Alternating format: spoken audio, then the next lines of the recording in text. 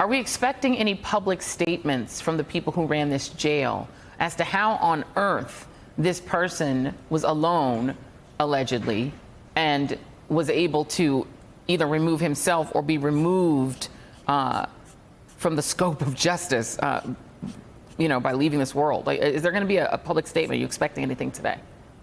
There will be a public statement, I'm told. I don't think it's going to answer all the questions you have. I think it's probably going to be very basic in nature, given what we saw after the previous incident. They did not say much except to confirm that something had taken place. There's an incredible photo on the New York Post website right now that shows Epstein being wheeled in by paramedics this morning, and they're working hard to try to revive him as he's wheeled into the downtown hospital, where he was pronounced dead about 7:39 this morning. Again, he was found around 6:30 this morning.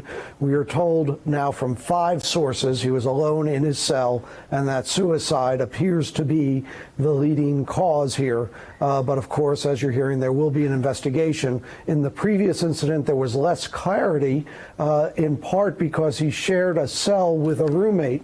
And the defense lawyer for that other inmate had said the two were getting along fine, no assault took place, and that Epstein apparently had tried to take his own life in that previous incident.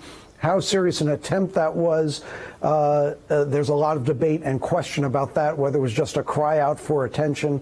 Again, we are told from multiple sources he was having a very difficult time inside the MCC. He's an accused child sex offender.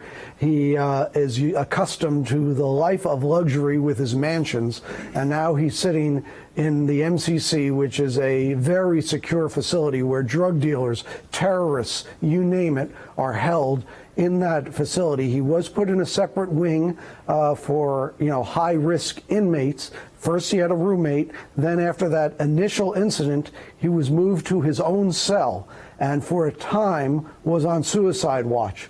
We only have one official, but it's a good one official telling us he was recently taken off suicide watch, but remained in an isolated cell. We're waiting to hear clarity on that detail from the Bureau of Prisons to see exactly when and if he was taken off suicide watch and what that meant for the items and clothing he had in his own cell. Because if you're on suicide watch, we're told there are no sheets, there are no blankets, that you are watched quite carefully.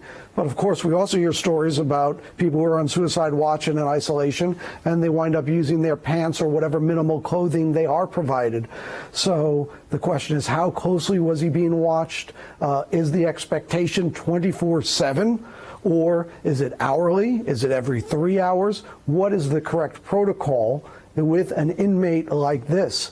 And I think those are some of the questions that need to be raised and need to be answered. But everything we're being told from now 5 sources is that this is an apparent suicide. Jonathan Dean, great reporter. Thank you very much. Really appreciate you being here to give us some answers on that. Hey there, I'm Chris Hayes from MSNBC. Thanks for watching MSNBC on YouTube. If you want to keep up to date with the videos we're putting out, you can click subscribe just below me or click over on this list to see lots of other great videos.